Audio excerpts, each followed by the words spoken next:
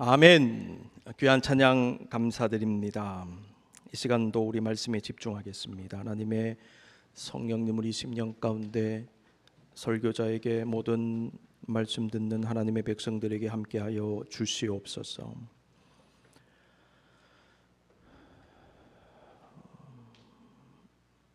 지난 한 주간 많은 일들이 있었습니다. 우리의 생각을 어지럽히는 일들, 주를 향한 관심을 빼앗아간 일들,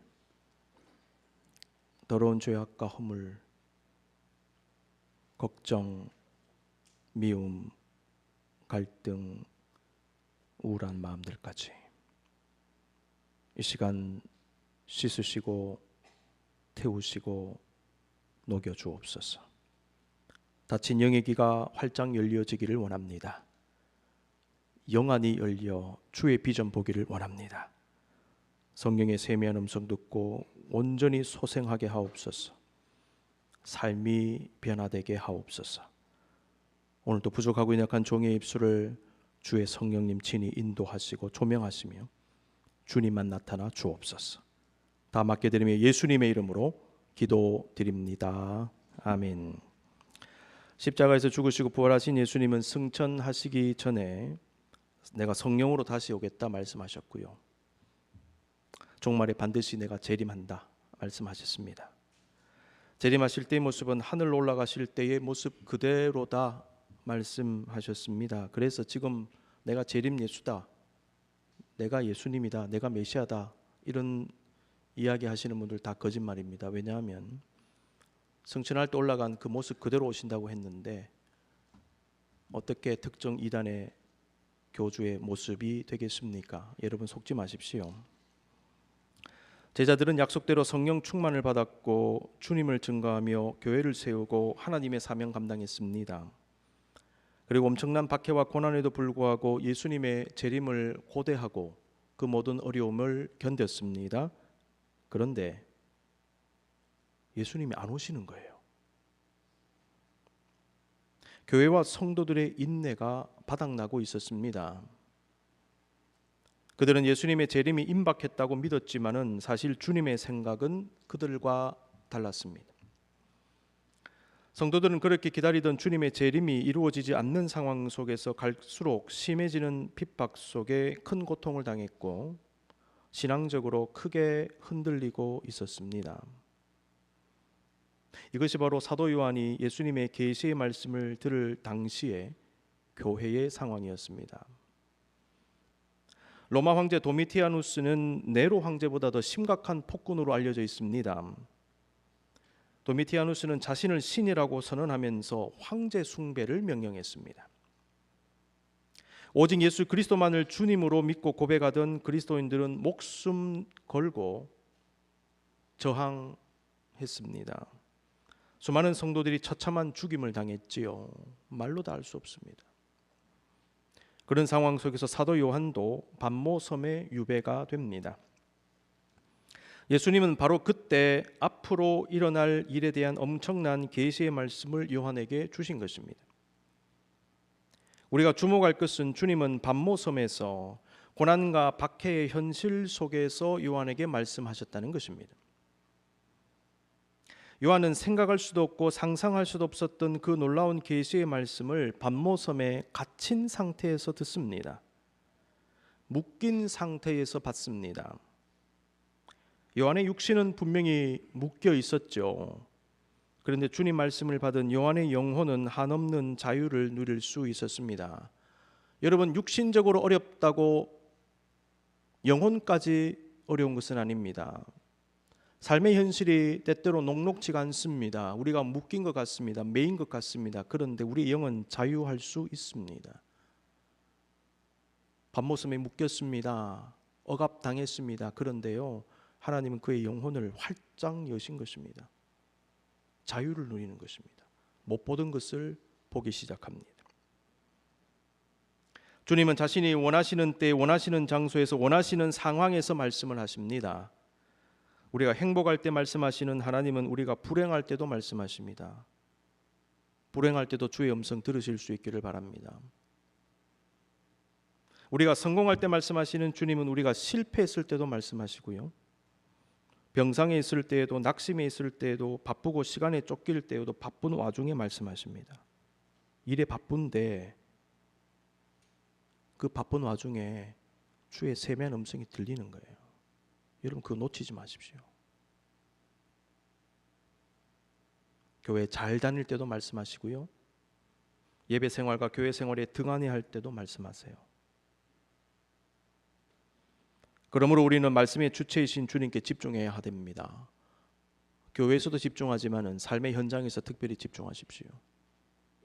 일하시다가 30초만 시간 내보십시오. 30초만. 바쁠 때는 주님께 집중하시기 바랍니다.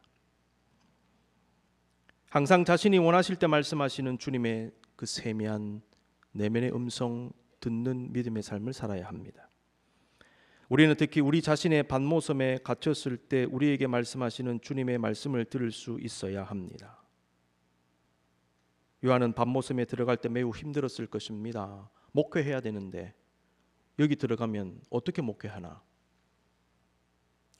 성지순례를 갈 때도 반모섬에는 함부로 가지 않는다고 합니다. 시기를 잘 맞추지 않으면요, 들어가는 길이 너무나 어렵대요. 힘들대요. 파도가 시즌에 따라 굉장히 많이 바뀌고 하기 때문에 엄청 고생한대요. 당시에 배도 좋지 않았을 것이고요. 시기 따지지 않고 막 보내기 때문에요. 들어가는 길도 힘들었을 것이고 섬에 갇혀 사는 것 쉽지 않았을 것입니다. 이제 난 어떡하나? 우리 가정 어떡하고? 우리 교회 어떡하나? 하나님, 내가 말씀을 전해야 되는데 여기 가두어 놓으시면 나는 어떡합니까?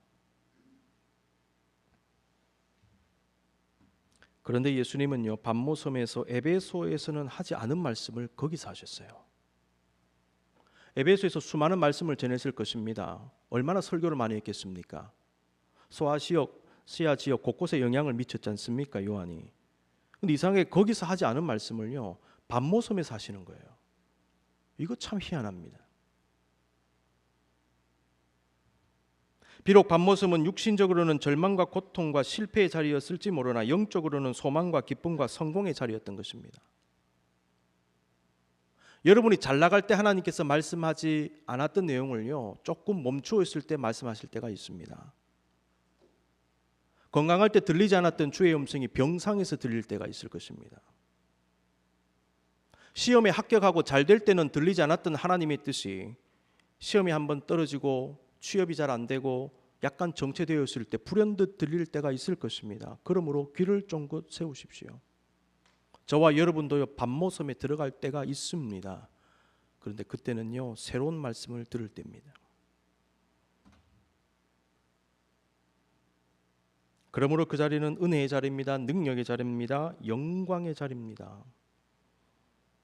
주님, 어쩌면 나 자신의 반모섬에서 더 깊은 말씀, 더 많은 말씀, 더 중요한 말씀을 주실 수도 있습니다.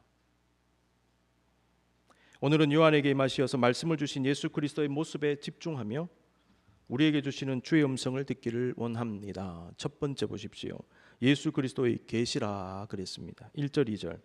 예수 그리스도의 계시라, 이는 하나님이 그에게 주사 반드시 속히 일어날 일들을 그 종들에게 보이시려고 그의 천사를 그 종 요한에게 보내어 알게 하신 것이라. 요한은 하나님 말씀과 예수 그리스도의 증거 곧 자기가 본 것을 다 증언하였느니라. 자기가 본 것을 다 증언하였느니라.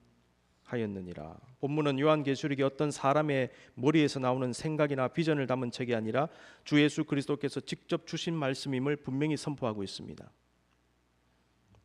계시라고 번역된 헬라어 아포칼립시스라는 단어는요, 아포칼립토라는 동사에서 나왔는데, 아포칼립토는 덮은 것을 벗기다라는 뜻, 드러내게 하다라는 뜻이랍니다. 아포칼립토.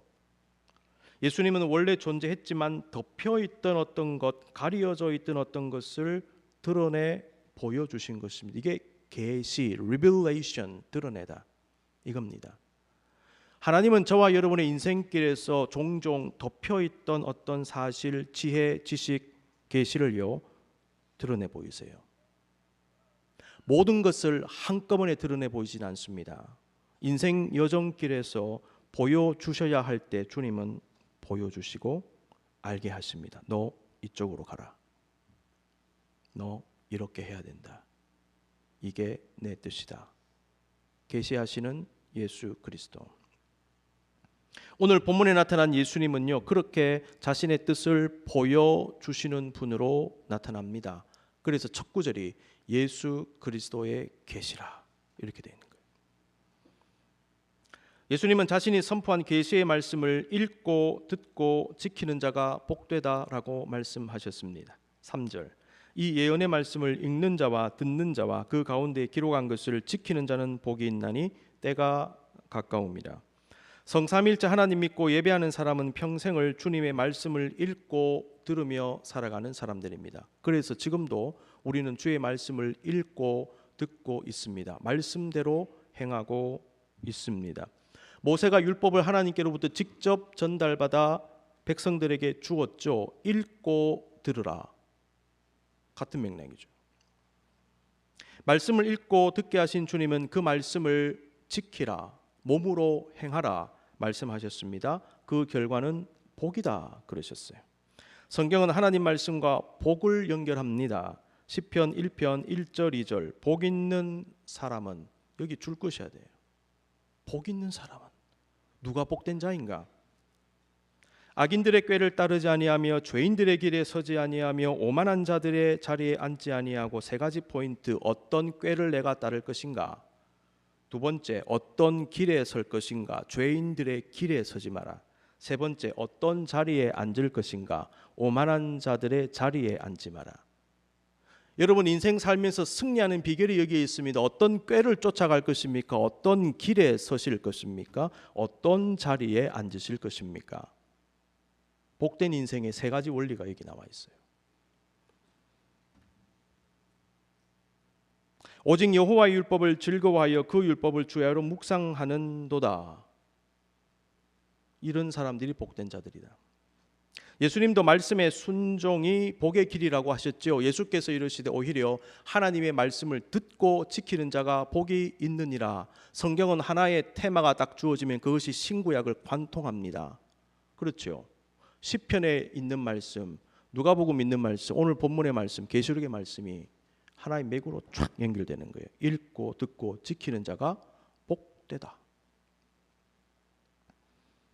주님은 계시의 말씀을 주시면서 때가 가까이 왔다라고도 하셨어요. 요한계시록의 특징 중에 하나는 임박한 주님의 재림을 선포하면서도 그 재림이 지연되고 있음을 동시에 말씀한다는 것입니다. 굳이 표현하자면 예수님 재림의 임박성과 지연성, 이것이 같이 나타나요. 오늘 본문 1절에도 반드시 속히 일어날 일들이라고 하셨습니다. 요한계시록은 재림의 임박과 지연 사이에 있는 묘한 긴장감을 느끼게 하면서 성도들에게 주의 재림을 늘 깨어 준비하게 합니다. 임박하다, 그런데 지연되고 있다.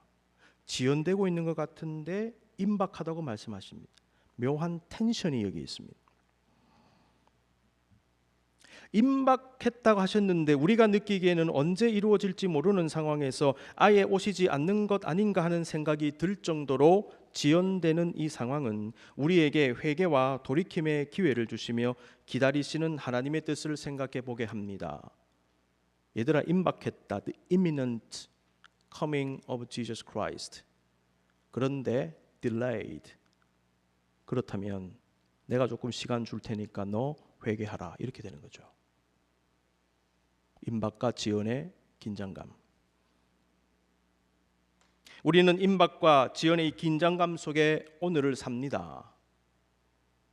사실 우리는 언제 죽을지 모르잖아요. 그렇죠. 그런데 생명이 유지가 돼요. 우리의 개인의 삶에도 이 긴장감이 있습니다. 이 긴장감을 느끼는 사람은요, 그 속에서 무엇을 해야 될지를 현명하게 판단해야 됩니다. 주님 오늘 또 그렇게 긴장하는 우리에게 말씀하십니다. 때가 가까움이라. 때가 가까움을 아는 성도는 깨어있기 위해 애쓸 것입니다. 세월을 아낍니다. 기회를 놓치지 않습니다. 이 기회가 언제 다시 올지 모르기 때문입니다. 후회할 일 하지 않으려고 합니다. 시간 없는데 왜 후회할 일을 합니까? 정말 해야 하는 일, 정말 중요한 일을 하려고 합니다. 왜요? 시간이 없기 때문에요. 쓸데없는 일, 불필요한 일 할 시간이 없어요. 제대로 사랑할 시간도 없습니다. 언제 싸웁니까? 어디에 가보니까 그런 글귀를 제가 봤어요. 사랑할 시간도 없는데 왜 싸우냐? 사랑할 시간도 제대로 없는데 왜 갈등하나?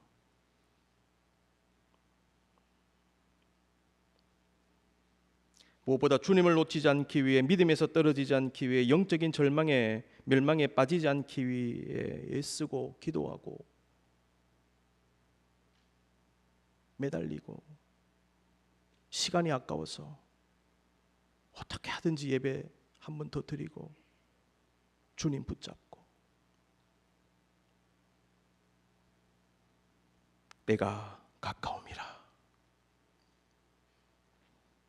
두 번째 보십시오. 예수 그리스도는 누구이신가 말씀하십니다.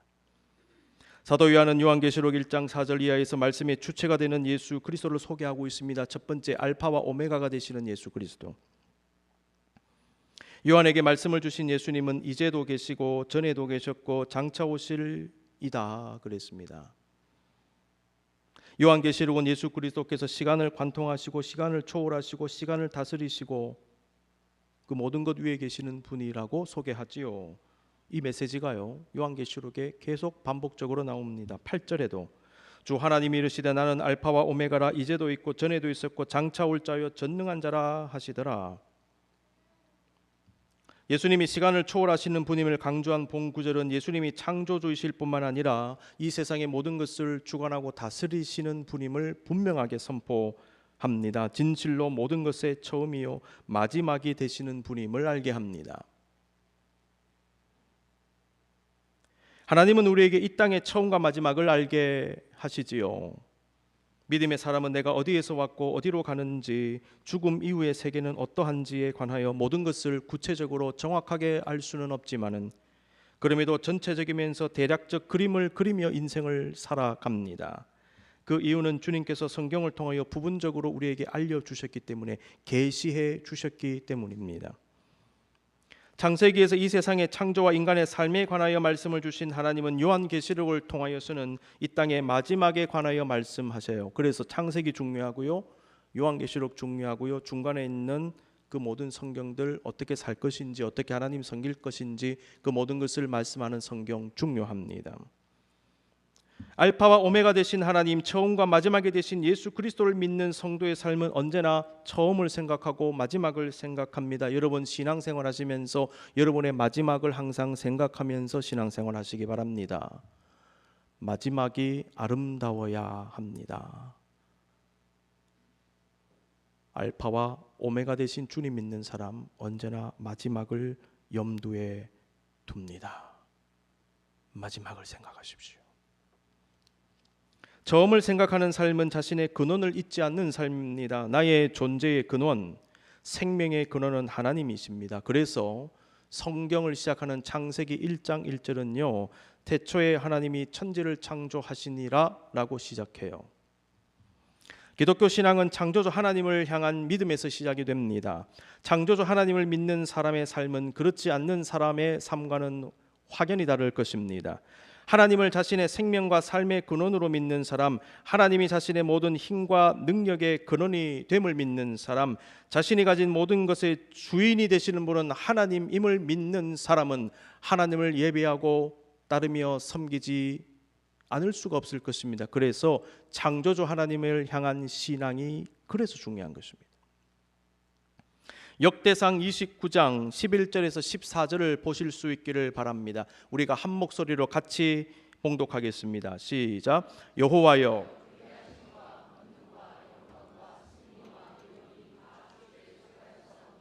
천지에 있는 것이 다 주의 것이로소이다. 여호와여, 주권도 주께 속하였사오니 주는 높으사 만물의 머리이심이니이다. 부와 귀가 주께로 말미암고 또 주는 만물의 주제가 되사 손에 권세와 능력이 있사오니 모든 사람을 크게 하심과 강하게 하심이 주의 손에 있나이다.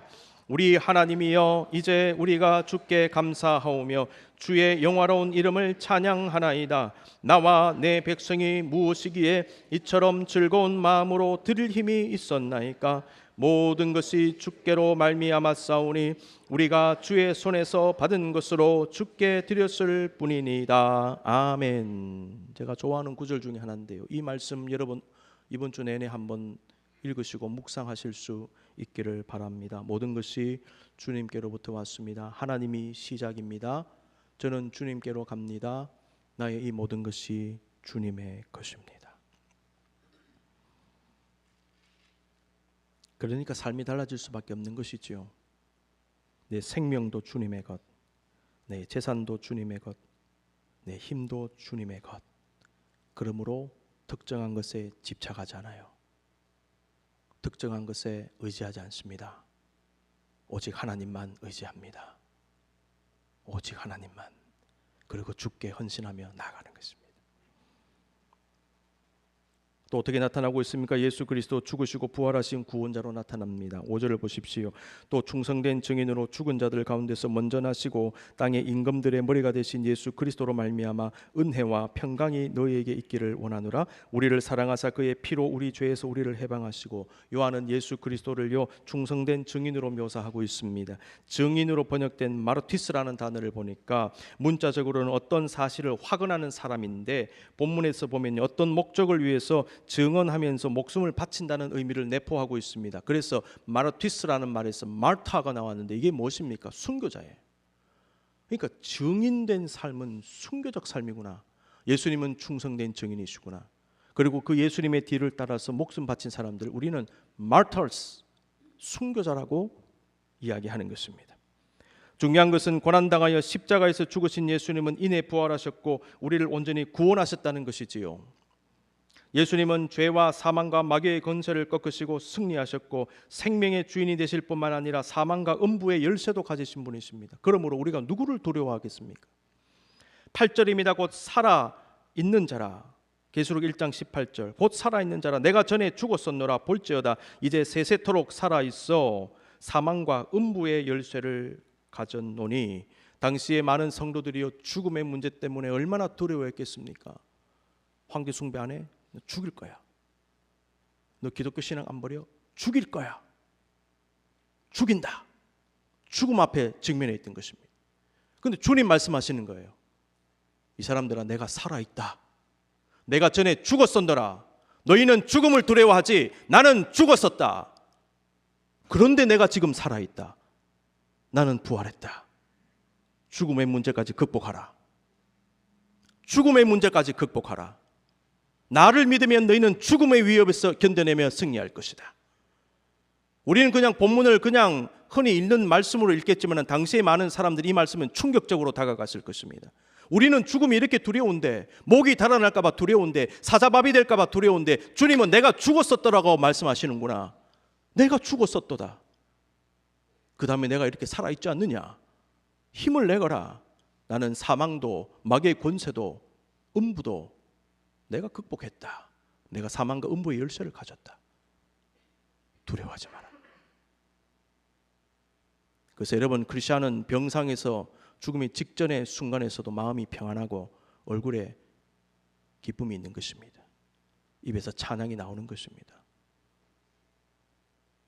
저는 우리 교회 돌아가신 분들 마지막 병상에서 그 얼굴을 확인할 수 있었습니다. 내심 얼마나 두렵겠습니까? 그런데요, 그 얼굴에 평안이 있고 감사가 있고 찬양이 있고, 저는 그 성도들, 죽음 직전에 있는 성도들 그 얼굴들을 지금도 기억하고 있습니다. 주님 저와 여러분에게 말씀하십니다. 내가 사망과 음부의 권세를 가졌다. 너 인생의 문제 때문에 걱정하지 마라. 두려워하지 마라. 돈 문제, 경제적인 문제, 취업의 문제, 학업의 문제 걱정하지 마라. 너 병의 문제, 질병의 문제 걱정하지 마라. 내가 사망과 음부의 열쇠를 가졌다.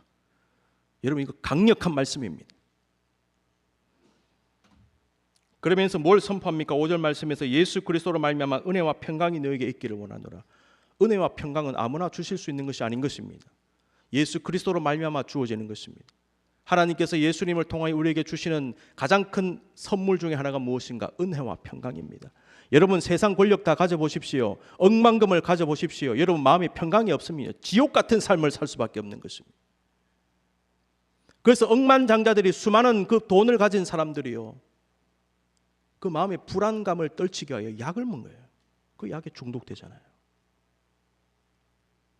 예수 그리스도로 말미암아 은혜와 평강이 너희에게 있기를 원하노라. 오늘같이 척박한 인생길 걸어가는 저와 여러분들, 각종 문제로 말미암아 두려움에 빠져 있는 저와 여러분들에게 주시는 하나님의 말씀, 예수 그리스도의 말씀인 줄로 믿습니다. 이 은혜와 평강이 저와 여러분에게 충만하시기를 간절히 기원합니다. 마지막 세 번째, 모든 권세와 영광을 입으신 예수 그리스도의 모습이 나옵니다. 사도 요한 오늘 본문 9절 이하에서 자신에게 계시의 말씀을 주신 예수님의 모습이 어떠한지를 자세하게 묘사했습니다. 음성이 들리는데요, 나팔 소리 같은 큰 음성을 들었어요. 그 음성은 주님께서 주시는 계시를 두루마리에 적어 소아시아 7교회에 보내라는 것이었습니다. 요한은 들리는 그 음성의 주인을 찾기 위해서 몸을 돌이켰습니다. 그때 7 금초대가 눈에 들어왔고요, 7 금초대 사이에 계신 예수님을 보았습니다. 그리고 그 예수님의 모습을 본대로 기록을 했습니다. 13에서 16절, 촛대 사이에 인자 같은 이가 발에 끌리는 옷을 입고 가슴에 금띠를 띠고 그의 머리와 털에 희기가 흰 양털 같고 눈 같으며 그의 눈은 불꽃 같고 그의 발은 풀무불에 단련한 빛난 주석 같고 그의 음성은 많은 물소리와 같으며 그의 오른손에 7 별이 있고 그의 입에서 좌우에 날선 검이 나오고 그 얼굴은 해가 힘있게 비치는 것 같더라. 오늘 본문에 기록된 예수 그리스도의 모습은 그 당시 큰 억압과 고통 속에 소망을 잃어버린 채 두려움 속에 눌려 지내던 교회와 성도들의 생각을 완전히 뒤엎는 모습, 주님을 향한 믿음과 소망과 용기를 회복하게 하는 모습이었습니다. 이것은 마태복음 17장에 기록된 변화산 사건을 연상시킵니다. 삶의 문제, 인생의 각종 문제 때문에 고뇌하고 찌들리고 지쳐있던 제자들에게 예수님은요, 변화산에서 영화되어진 그 모습, 천상의 모습으로 확 바뀌셨어요. 그것이 제자들에게 엄청난 충격을 주었죠. 너희가 보는 게 다가 아니다. 너희 세상살이 힘들지, 너 사역 힘들지, 가난하고 힘들고 헐벗고 굶주리고 쪼들리고 힘들지. 그런데 네가 경험하고 있는 건, 네가 보는 거 그게 다가 아니야. 네가 알지 못하는 다른 차원의 세상이 있다. 다른 영역의 세상이 있다. 그걸 알게 하신 거예요. 그러므로 하늘을 봐라. 영적으로 봐라. 내가 지금 육신의 몸을 입고 이렇게 누추한 모습으로 너희 앞에 서 있지만은 내가 천상의 모습이 이러한 모습이다. 그걸 예수님 보여주신 거예요. 이게 변화산 사건입니다. 그리고는 다시 은혜 체험을 한 다음에 다시 돌아오셨잖아요. 그리고 그 감격과 감동을 가지고 다시 밑에 내려가서 사역을 감당했지 않습니까? 오늘 본문에서도요, 갇혀있는 요한에게, 핍박당하는 교회에게, 눌려 지내는 자들에게, 가난한 백성들에게 하늘의 모습을 보여주신 것입니다. 이 모습을 떠올리라. 이것을 기억하라. 영안을 열고 믿음의 눈을 열어 하늘을 생각하며 오늘을 살아라. 그리고 땅의 문제 묻히지 말라. 금세 지나갈 것이다. 금세 사라질 것이다. 하나님이 입술로 불어버리면 날아갈 것들이다. 그것 때문에 너무 매이지 말고 영원한 하늘을 바라보라. 영광스러운 예수님을 생각하라. 불꽃 같은 눈으로 바라보시는 주님을 생각하라. 풀무불에 단련한 빛난 주석 같은 발을 가지신 그분을 생각하라. 그리고 극복하라. 영적으로 이기라. 그 계시의 말씀을 우리에게 주신 것입니다. 여러분, 힘든 삶 속에 버틸 힘이 없으십니까? 죽을 만큼 힘드십니까? 절망감과 패배감과 무기력을 느끼십니까? 반모섬에 갇혔던 요한 앞에 나타나신 예수 그리스도는요, 지금도 주석같이 빛나는 그 발을 가지시고 서서 우리를 불꽃 같은 눈으로 지켜보고 계시는 줄로 믿습니다. 문제가 있을 때는 그 뒤를 보십시오. 문제가 있을 때는 그 위를 보셔야 됩니다. 언제나 표면만 보지 마시기 바랍니다. 중심을 보십시다. 그리고 겉으로 드러나는 일에 너무 매여 주저앉고 낙심하고 절망하고 우울해하지 마십시다. 우리는요, 차원이 다른 세계를 관통할 수 있는 영을 가진 사람, 영성을 가진 사람들인 것입니다. 우리도 말씀을 바탕으로 해서 이 주님의 모습을 상상하십시다. 기도법 가운데 상상력을 동원한 기도가 있습니다. 그 상상력을 동원하여 말씀의 근거를 두고 그 예수님 모습 생각하면서 이렇게 힘들고 찌들리고 스트레스 받게 하는 우리의 육신의 삶의 문제를 극복하시는 저와 여러분의 믿음의 삶 되시기를 간절히 기원합니다. 주님께서 우리에게 힘을 주십니다. 이사야 40장 28절에서 31절. 그렇게 역사하시는 주님이 우리에게 주시는 힘이 있다는 사실 믿으십시오. 너는 알지 못하였느냐? 듣지 못하였느냐? 영원하신 하나님 여호와 땅끝까지 창조하신 이는 피곤하지 않으시며 곤비하지 않으시며 명철이 한이 없으시며 피곤한 자에게는 능력을 주시며 무능한 자에게는 힘을 더하시나니 소년이라도 피곤하며 곤비하며 장정이라도 넘어지며 쓰러지되 오직 여호와를 앙망하는 자는 새 힘을 얻으리니 독수리가 날개치며 올라감 같을 것이요 다른 박질하여도 곤비하지 아니하겠고 걸어가도 피곤하지 아니하리로다. 아멘. 예수님은 죽음을 두려워하던 그리스도인들에게 두려워하지 말라 하셨습니다. 17, 18절 두려워하지 말라. 나는 처음이요 마지막이니 곧 살아있는 자라. 내가 전에 죽었었노라. 볼지어다 이제 세세토록 살아있어 사망과 음부의 열쇠를 가졌노니. 이 시간 눈을 다 감으실까요? 저와 여러분의 상황이요, 지금 이 땅의 교회의 현실이 녹록지가 않습니다. 당시 요한 시대의 핍박과 고난 속에 있던 7 교회의 상황과 상당히 유사합니다. 안팎에 문제가 있습니다. 외부적인 압력들이 있습니다. 미국 같은 곳에 우리가 있지만은 여기서 당하는 보이지 않는 핍박이 있습니다. 영적인 박해가 다른 양상으로 전개가 될 겁니다. 세속사회의 삶의 구조는 우리의 신앙을 돕지 않습니다. 오히려 방해가 될 때가 많습니다. 여러분이요, 이러한 때에 우리가 정신 차리지 아니하고 이러한 때에 헌신의 마음, 나를 드리는 마음으로 신앙생활 하지 않으면 우리는 금방 잠식됩니다. 죄악된 이 세상은 저와 여러분이 편하게 신앙생활 하도록 내버려 두지 않습니다. 하나님 모르는 이 세상은요, 구조적으로 우리와 반대가 될 수밖에 없어요. 삶의 목표가 다릅니다. 지향점이 다릅니다. 물질을 추구합니다. 하나님 없는 다른 것을 추구하지요. 방향이 다르기 때문에 우리가 이 세상에서 그래서 스트러글 하는 것입니다. 이러한 때에 우리가 결단하지 않으면, 우리가 헌신하는 마음으로 신앙생활하지 않으면 우리는 금방 잠식될 수 있습니다. 거센 세속의 파도에 떠밀려 갈 수가 있습니다. 이러한 때 주님 우리에게 말씀하세요. 두려워하지 마라. 내가 사망과 음부의 열쇠를 가졌다. 무엇이 두려우냐? 사람이 두려우냐? 물질이 두려우냐? 회사가 두려우냐? 너의 문제가 두려우냐? 너의 질병이 두려우냐? 실패가 두려우냐? 망하는 것이 두려우냐? 무엇이 두려우냐? 내가 불꽃 같은 눈으로 너를 보고 있다. 빛난 주석 같은 발을 가지고 심판자로 서 있다. 걱정하지 마라. 내가 너를 붙잡고 있다. 승리하는 교회가 되기 위하여 서라. 뉴웨이븐 한인교회여, 승리하는 교회가 되어야 한다. 뉴헤이븐 한인교회의 성도들이여, 승리하는 교회가 되십시다. 승리하는 성도들이 되십시다. 흔들리지 말고, 주저앉지 말고, 포기하지 말고, 우리 앞에 서 계신 예수 그리스도로 말미암아 진정한 승리를 얻으시는 저와 여러분의 믿음의 삶 되시기를 간절히 기원합니다. 이 일을 위하여 기도하십시다. 우리 가정을 위하여, 우리 기업을 위하여, 나 자신을 위하여, 우리 교회를 위하여, 이 땅의 주의 백성들을, 이 땅에 세우신 하나님의 교회를 위하여 간절히 기도하겠습니다.